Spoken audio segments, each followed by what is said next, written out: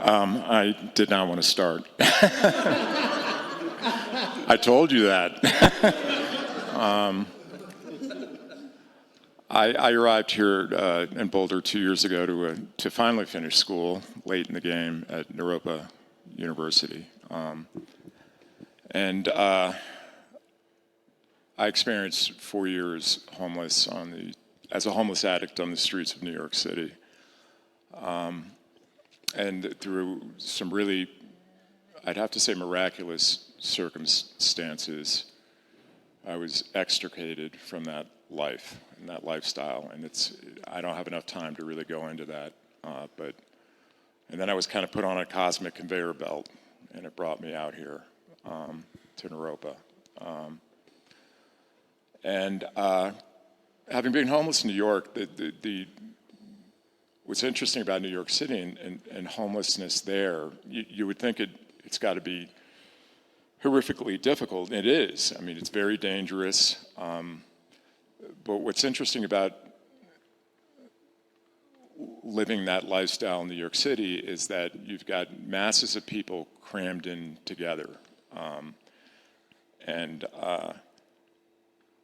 So there's a lot of engagement with the homeless, because I think everybody's somewhat isolated in a sense in New York City, even though there's so many people crammed in together. So people of all economic levels and stratus of society will just converse with the homeless on the street.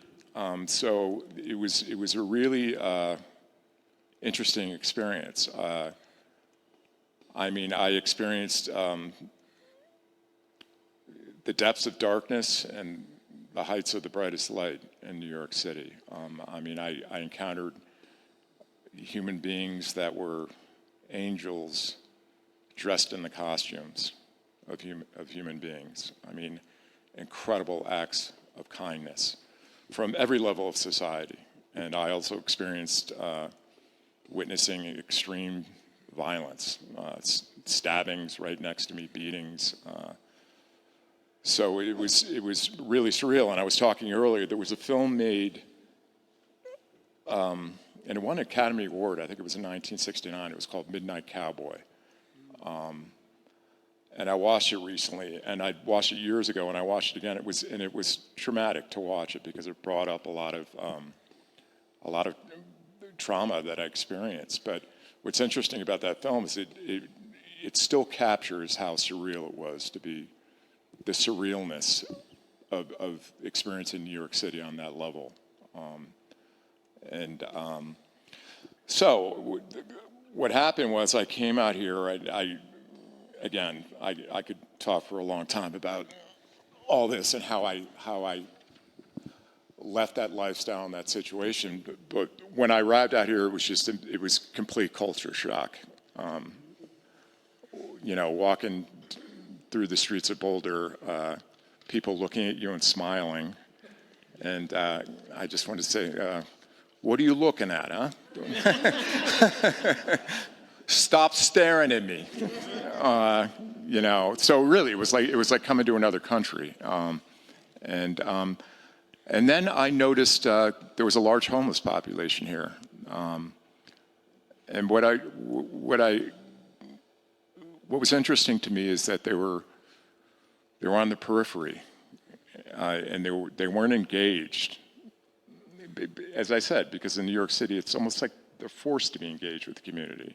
And in here, they were kind of like just these phantoms wandering the periphery of Boulder, and that was interesting for me to see. And of course, I was wary of them, because it reminded me of where I had been. And it's really been kind of a dark night of the soul for the 2 years I've been out here, because I've had to really confront my demons, and walk through them. And so that's what my experience has been. I'm about to graduate from Naropa, and I'm writing my capstone project, which is kind of a mini thesis you have to do to graduate. Is about. It's a hybrid project. It's creative and academic, and I'm doing it on homelessness in New York City, and I was very close to somebody who died. And so part of the project is really a conversation with this person who died, who was homeless. And I'll just read a paragraph of it. I have my laptop right here. And it's about the A train. The shelters in New York City are horrifying. If you go to New York, people will sleep on the street because the shelters are that dangerous. They're just really horrifying places. So one of the people, this friend who died turned me on to the longest running subway in New York, which is the A train. And I would, in the freezing cold, I would stay on the A train all night. And there was actually a play, off-Broadway play, written about the A train. It was called Jesus Hops the A Train. It was an off-Broadway play. So I'll just read a paragraph of that. His name is Mike. Yes, Mike, you turned me on to the A train, the longest running subway line in Manhattan. It runs from the uppermost reaches of Manhattan to Far Rockaway, Queens. It was leagues away from the shelter and literally gave a saving grace in freezing cold weather.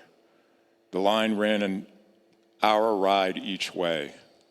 Oh, the A train. It was like resting in the womb of the goddess, a welcome reprieve from the bone-chilling cold. I would drift into another dimension in nodding euphoria, high on heroin. The rhythm of the subway car riding upon the tracks, like being lulled to sleep in the arms of the numinous.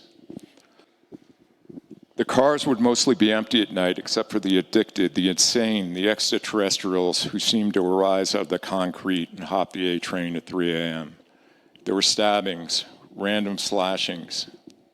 We were both somehow spared of that. The arms of mystery were my guardian. It was your guardian. It was your choice to stumble to a final fruition. The angels of mystery sang in a haunting chorus of weeping when you died. I did too. So that was the A train for me, and the A train was